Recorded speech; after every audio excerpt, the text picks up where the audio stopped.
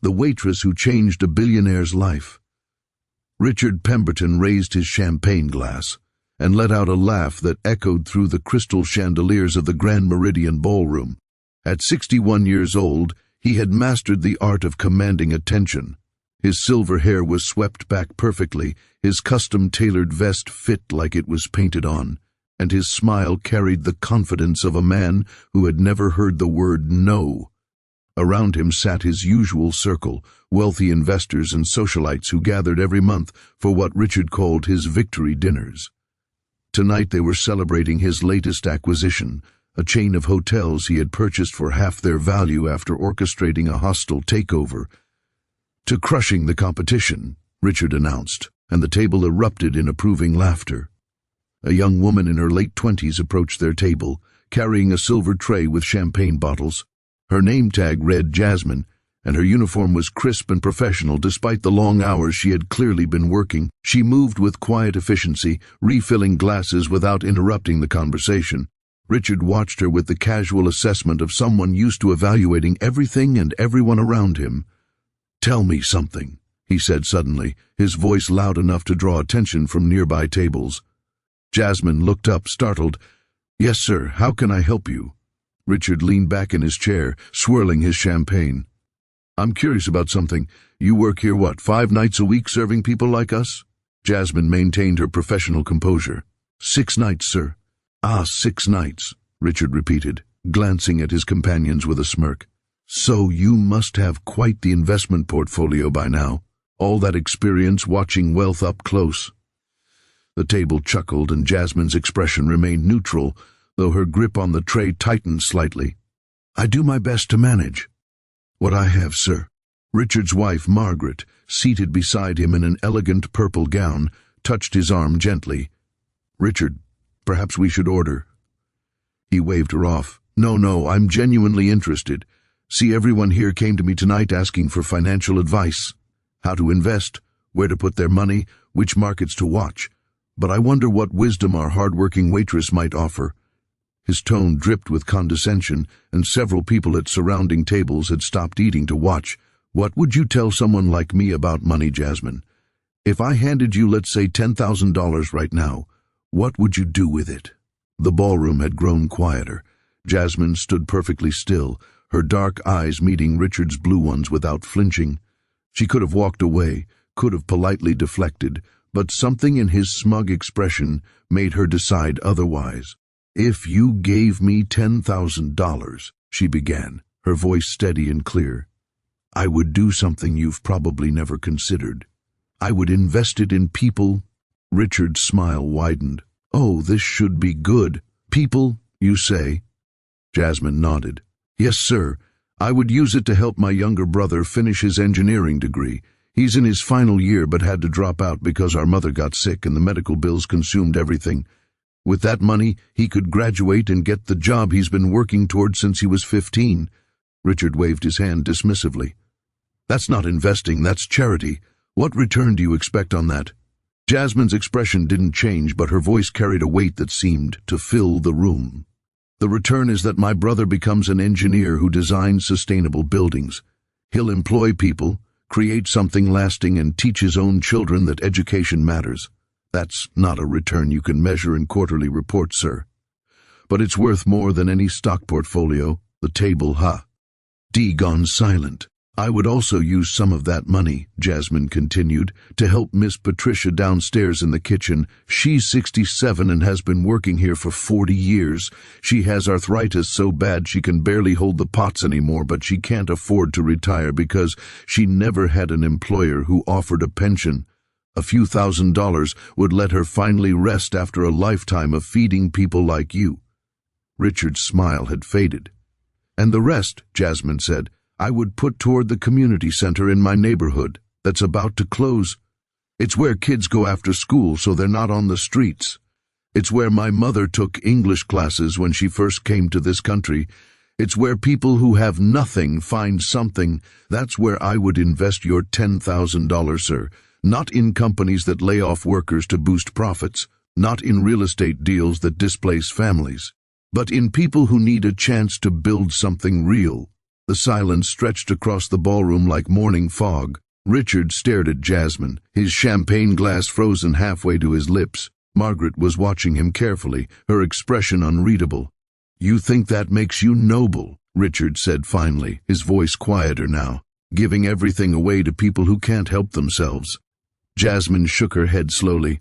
"No, sir, I don't think it makes me noble. I think it makes me human. There's a difference between investment and gambling, Mr. Pemberton. You gamble with money you can afford to lose, betting on numbers and markets and corporate takeovers. But real investment means putting resources into something that grows beyond yourself." She paused, and when she spoke again, her voice carried a gentle strength that seemed to come from somewhere deep. "My father used to say that wealth isn't measured by what you keep, but by what you give that changes someone's life. He was a janitor who made more than $30,000 a year, but when he died, over 200 people came to his funeral. People whose kids he tutored for free, families he helped with rent when they were struggling, strangers he gave his last $20 to for groceries. That's wealth, sir. That's a return on investment that doesn't disappear when the market crashes." Richard felt something strange happening in his chest, an uncomfortable tightening he hadn't experienced in decades. Around him, his companions were studying their plates, suddenly fascinated by the expensive food they had been ignoring. Margaret's eyes had grown bright with tears. "How dare you?" Richard started, but his voice lacked conviction. "How dare I what?" Jasmine replied evenly. "Tell you the truth, you asked for financial advice and I gave it to you. You wanted to mock me for being a waitress, for not having your wealth or your status. But you know what I've learned serving people like you for 6 years. She gestured at the room, at the crystal and gold and expensive suits. "Money doesn't teach you wisdom. Sometimes it just amplifies who you already were. And the people who treat servers with kindness are usually the ones who remember what it's like to struggle. The ones who don't have forgotten the most important investment anyone can make, investing in your own humanity." Richard's hands were trembling slightly. He thought about the hotel chain he had just acquired, how proud he had been of the deal. He had fired 300 employees in the process, calling it necessary restructuring. He had never once thought about their names or their families or what they would do next. He had celebrated their loss as his victory. "When was the last time you helped someone who couldn't help you back?" Jasmine asked softly. "When did you last invest in something that wouldn't show up on a balance sheet? When did you last feel wealthy in the way that act matters?" The question hung in the air like incense. Richard looked at his wife and saw in her expression something he hadn't noticed in years, sadness mixed with hope, as if she had been waiting a long time for someone to say these words. He thought about his children, both grown now, both running their own companies with the same ruthless efficiency he had taught them. When was the last time either of them had called just to talk, not to discuss business? When had he last felt genuinely connected to anyone at all? Jasmine began to turn away, but Richard's voice stopped her. "Wait." She paused. His voice was different now, stripped of its earlier arrogance. "What's your brother's name?" She looked surprised. "David, sir. David Chen, and the woman in the kitchen, Patricia Morrison." Richard reached into his jacket and pulled out his checkbook, something he rarely carried anymore in the age of digital transfers. His hand shook slightly as he wrote, the scratch of pen on paper audible in the quiet room. He tore out the check and held it up. $50,000.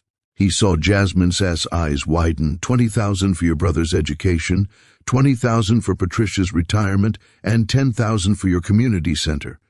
Jasmine stared at the check but didn't take it. "Why?" she whispered. "Because," Richard said, and his voice cracked slightly, "you just gave me the best financial advice I've received in 40 years, and because I just realized I've been bankrupt in all the ways that matter." He stood up, this powerful man in his expensive vest, and for the first time in decades he felt small.